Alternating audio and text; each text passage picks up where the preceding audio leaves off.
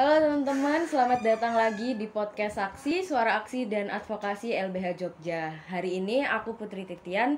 Kita akan ngebahas tentang demokrasi di masa pandemi COVID-19. Dan hari ini aku nggak sendiri, aku ditemenin sama Mas Hartanto Ardi Saputra atau Mas Rimba yang menjadi anggota divisi advokasi di Aliansi Jurnalis Independen Yogyakarta sekaligus jadi redaktur di ayoindonesia.com. Selamat sore Mas. Sore Mbak. Oke, untuk pertanyaan pembuka dulu nih Mas. Kita kan udah mengalami masa pandemi ini udah lebih dari 2 tahun. Udah banyak banget hal yang terjadi. Dari awal nyari masker susah, terus mahal, sampai akhirnya kita ada di tahap yang udah banyak yang divaksin gitu. Dari dulu juga namanya PSBB ganti sampai PPKM darurat nih yang paling baru. Nah, aku mau nanya nih, gimana pandangan Mas Rimba terkait pandemi COVID dan pandangannya terkhusus untuk Yogyakarta? Iya, ya Mbak. Kalau pandangan saya sendiri sih, kalau melihat dari apa yang terjadi di Provinsi Daerah Istimewa Yogyakarta ini, saya melihatnya bahwa pemerintah itu kemudian gagap atau kemudian tidak siap menghadapi lonjakan kasus COVID-19 yang terjadi di bulan Juni-Juli, Agustus itu di 2021 ini ya Mbak ya. Iya. Nah, 2020 berarti ya? Iya, awal 2020. Sorry ya 2020. Nah, jadi kenapa saya mengatakan seperti itu tidak siap, karena memang waktu itu seperti Mbak bilang tadi bahwa rumah sakit itu penuh, kemudian harga masker itu sangat mahal, ya toh, terus sampai banyak orang yang meninggal waktu itu. Nah, termasuk di Yogyakarta seperti itu. Jadi sebetulnya kalau pemerintah itu kemudian mau lebih waspada atau lebih hati-hati, itu kan para pakar-pakar epidemiolog itu baik di UGM atau di UI itu kan sudah memprediksi bahwasanya apa yang terjadi di India itu, COVID India itu, ada varian Delta itu, orang yang disebut dengan tsunami COVID itu waktu itu bakal menyebar ke negara-negara lain loh, termasuk di Indonesia. Nah, para pakar-pakar itu kan sudah mengatakan bahwasanya Indonesia ini sangat berpotensi menjadi seperti India loh, bahkan lebih seperti India loh. Karena memang syarat-syaratnya sudah terpenuhi loh. Syaratnya apa aja? Salah satunya misalkan angka tingkat vaksin itu masih sangat rendah. Terus kemudian mobilitas masyarakat itu tinggi sekali. Jadi dua syarat itu saja itu sudah bisa memenuhi untuk kemudian terjadinya tsunami COVID seperti di India itu tadi dengan varian Delta. Nah, akhirnya apa? Waktu itu kan kasus pertama di Cilacap kalau nggak salah itu. Di Cilacap itu ditemukan varian Delta itu, kemudian nyebar. Nah, dari situ kan kemudian pemerintah belum melakukan langkah antisipasi sebenarnya. Kenapa pemerintah daerah Provinsi Istimewa Yogyakarta belum melakukan langkah antisipasi? Itu bisa dibuktikan. Saya waktu itu juga melihat di Malioboro, kawasan 0 km itu orang masih banyak banget wisatawan sampai malam, sampai dini hari bahkan itu mereka bersuah foto tidak pakai masker, berkerumun. Terus di kawasan Tugu Yogyakarta juga seperti itu.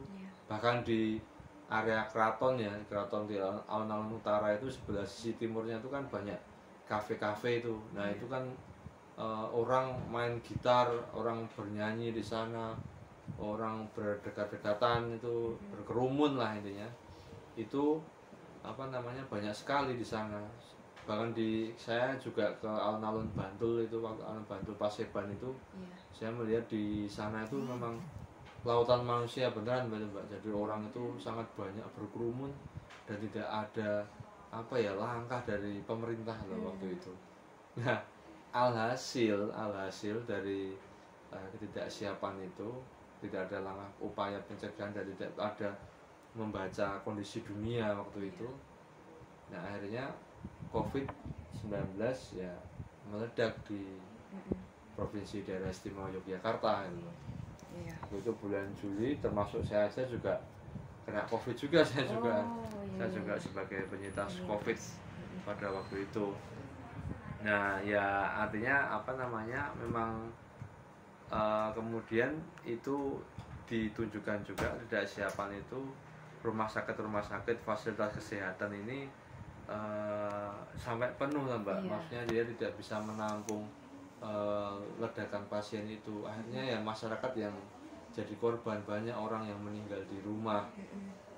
Entah itu dia belum dipastikan COVID ya, karena memang masyarakat itu untuk melakukan swab antigen pada waktu itu kan juga mahal loh, apalagi PCR itu mahal sekali. Jadi cuman berdiam di rumah, akhirnya di rumah juga meninggal. Penyebarannya semakin luas, klaster warga itu juga makin tinggi ya di situ. Jadi secara infrastruktur juga tidak kuat, tidak siap. Misalkan di rumah sakit juga oksigen itu langka, oksigen medis, terus masker juga langka. Nah puncaknya itu, kasusnya itu, ini kalau saya lihat dari data ini, ada di RSUP Dr. Sarjito itu ada 63 pasien meninggal dalam waktu satu hari semalam itu.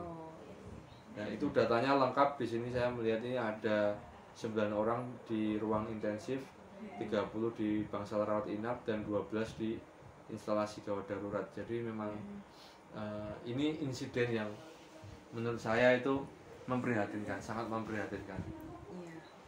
Nah di sana kemudian masih diperparah lagi dengan statement-statement pemerintah bahwasanya menampik kondisi itu, bahwa bahkan itu dikatakan berita teman-teman itu hoax, teman-teman wartawan yang memberitakan soal kasus insiden 63 pasien meninggal itu dalam satu hari semalam, itu dikatakan sebagai berita yang bohong. Seperti itu jelas apa ya, mengusik nurani lah Mbak, seperti itu loh.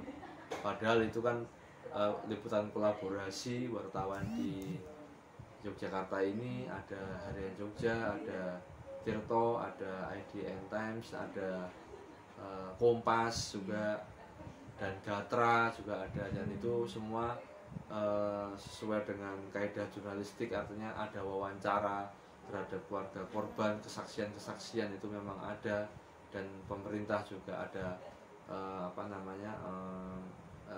konfirmasi juga kepada pemerintah.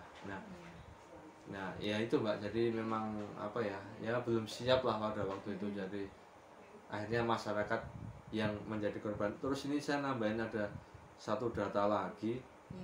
Jadi pasca insiden 63 pasien di RSUP meninggal tadi itu pemerintah itu akhirnya direspon oleh nasional, oleh pemerintah pusat. Sampai waktu itu kalau nggak salah menterinya datang ke Jogja. Iya, ke Jogja. Dan bahkan direktur RSUP Dr. Sarjito itu dimutasi kalau nggak salah itu. Nah itu data dari pemerintah itu menunjukkan bahwa ternyata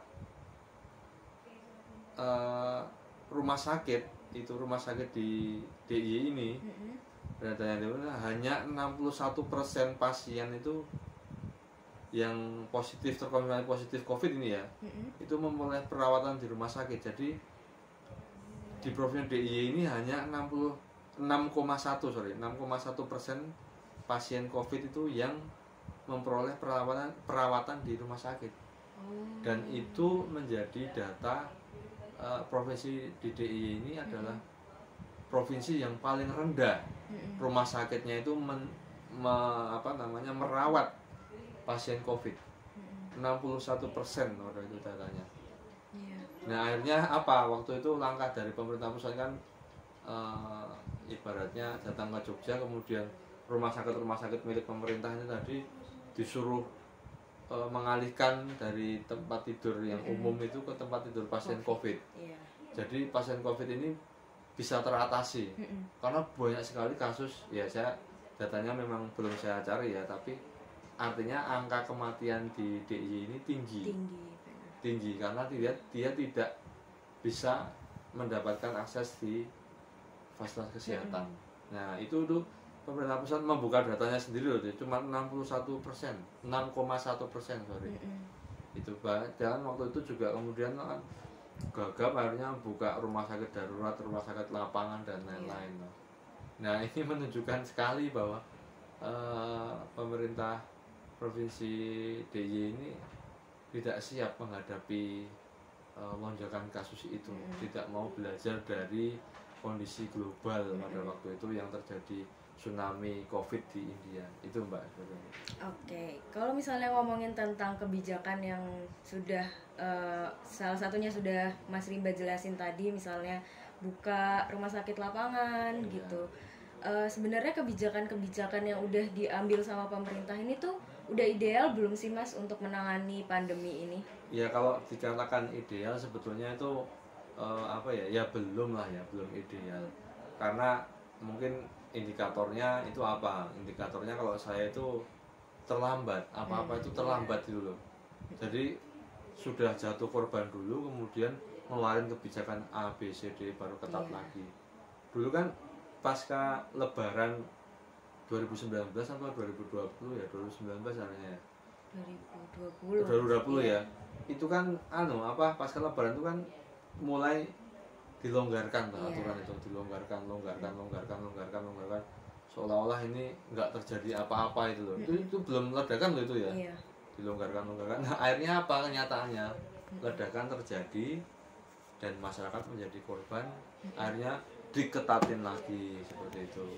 Nanti ini dikendorkan lagi ya. Ini kalau lihat dari tren kasus di dunia sekarang ini, negara-negara seperti Eropa dan lain-lain itu kan angkanya naik lagi kan ini karena memang kadar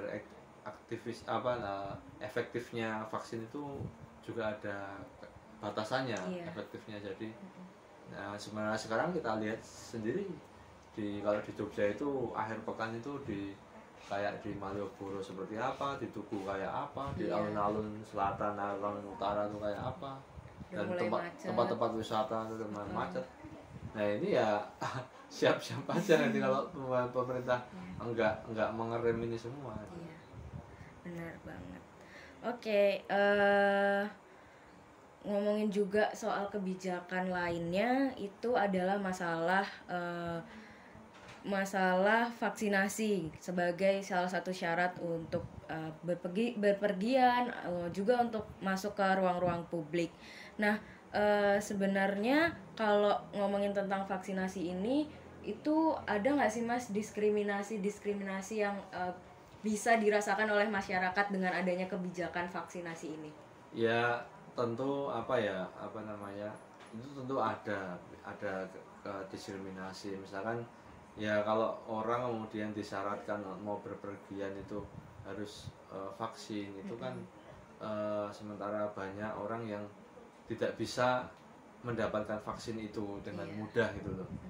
Nah di Jogja sendiri sih kita melihatnya juga salah satunya itu kelompok-kelompok minoritas seperti transpuan dan transgender itu kan kesulitan mengakses vaksin, fasilitas kesehatan dan bantuan sosial karena memang mereka dengan alasan tidak memiliki kartu tanda penduduk atau KTP gitu loh. Nah itu jelas salah satu bentuk diskriminasi kan itu, karena tidak bisa diakses semua orang loh, dipersulit loh malah. Nah waktu itu AJI Yogyakarta juga bekerja sama dengan sejumlah lembaga termasuk PKBI. Kita mengadakan vaksin massal itu untuk menjembatani itu tadi. Jadi kelompok-kelompok minoritas ini bagaimana caranya tetap bisa mendapatkan vaksin karena pandemi COVID ini kan masalah yang dunia ya, dunia semua manusia.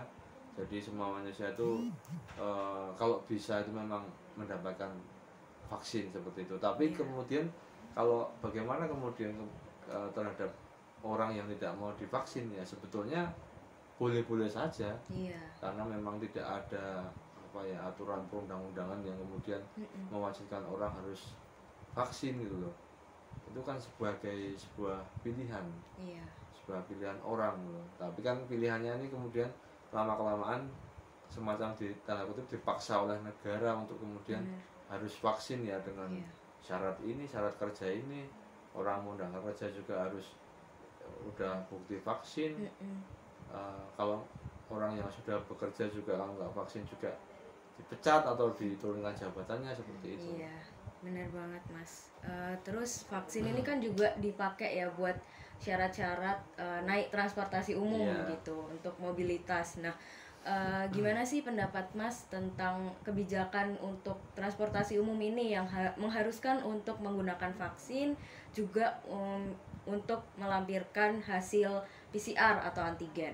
Ya, ya kalau itu apa ya, kalau kami sih melihatnya, saya sendiri sih melihatnya kalau bisa itu memang tes semua itu, baik PCR atau antigen, swab antigen itu memang harusnya digratiskan, karena kan itu sebenarnya upaya pencegahan penularan COVID-19.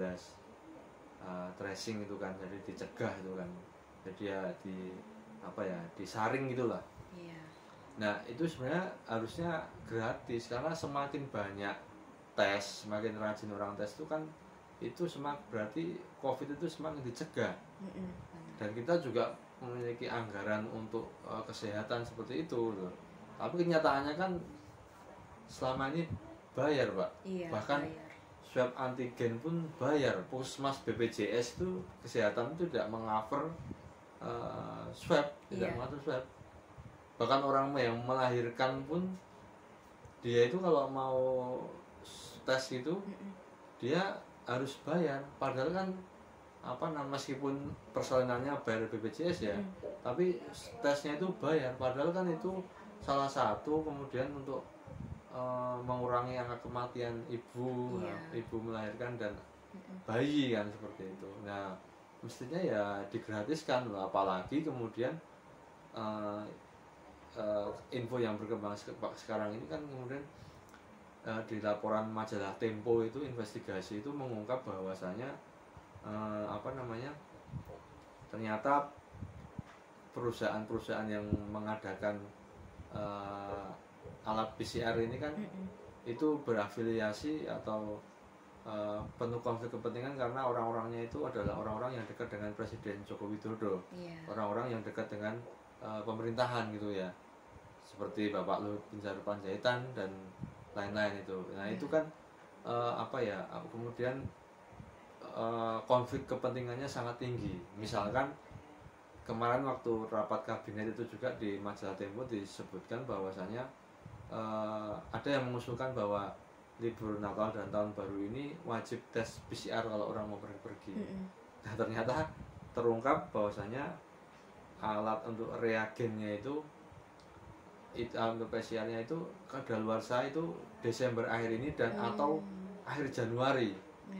Nah di situ kan jelas-jelas ada kepentingan lah, itu ada konflik kepentingan di sana, bahwasanya itu perusahaan yang pemerintah, orang-orang dekat pemerintah maksudnya, jadi dia bisa ini biar laku gimana gitu.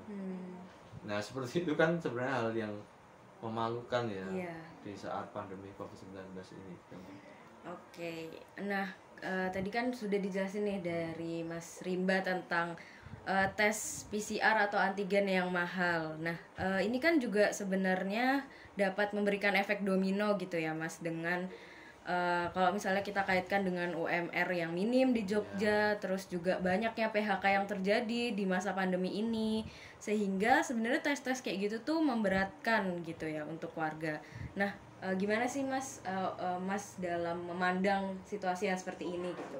Iya, ya memang itu harga-harga tes itu tadi memang memberatkan ya, apalagi kemudian banyak pekerja atau buruh itu yang PHK, kemudian juga ini UMP juga, masa harga-harga itu inflasinya naik, tapi kemudian tidak diikuti dengan kenaikan upah gitu ya. Di Jogja ini juga DIY ini UMP-nya juga cuma naik 70.000 kalau salah, sekitar 70.000 ya. Nah padahal harga-harga sekarang sudah naik semua. Nah artinya Ya kalau soal tes ya memang mestinya kita mendorongnya adalah itu gratis gitu loh. Kembali lagi itu gratis gitu loh. Dan bantuan-bantuan yang diprogramkan pemerintah ini memang harus benar-benar tepat sasaran ya, karena memang banyak pekerja itu orang-orang yang waktu awal COVID atau pertengahan COVID, sebelum ledakan COVID ini sudah banyak di PHK, banyak dirumahkan. Terlebih lagi nanti aturan ketenagakerjaan yang sekarang ini setelah terbitnya Undang-Undang Cipta Kerja ini semakin kemudian upah murah atau kemudian hak pekerja itu semakin rentan sekali, rentan. Jadi ya memang pemerintah semestinya memberi perhatian lebih terhadap itu tadi, bantuan-bantuan terhadap masyarakat itu, Mbak. Oke. Sebagai penutup nih Mas, boleh nggak diberikan closing statement atau harapan Mas ke depannya buat pemerintah, buat pandemi, buat demokrasi di era pandemi juga nih?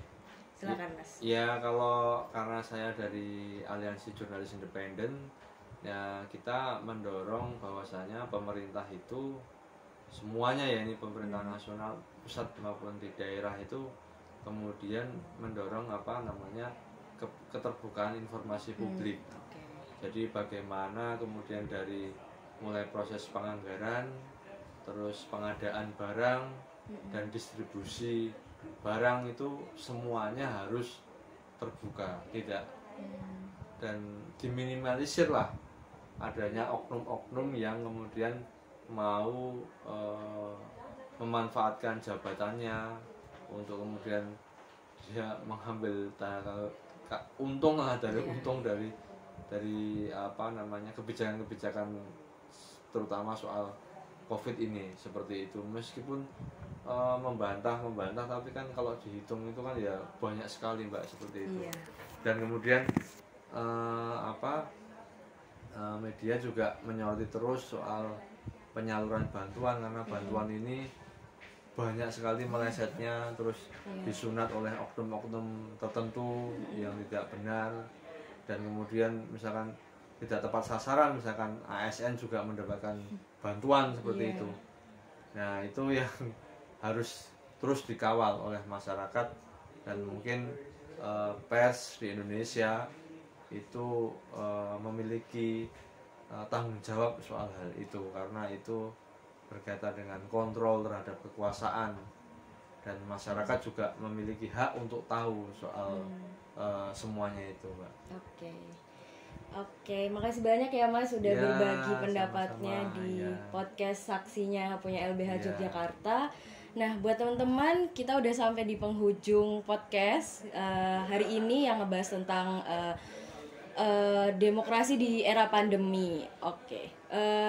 Sekian podcast hari ini. Saya Putri Titian mengucapkan terima kasih, dan jangan lupa untuk follow media sosialnya LBH di @LBH Yogyakarta. Terima kasih semuanya. Ya, terima kasih.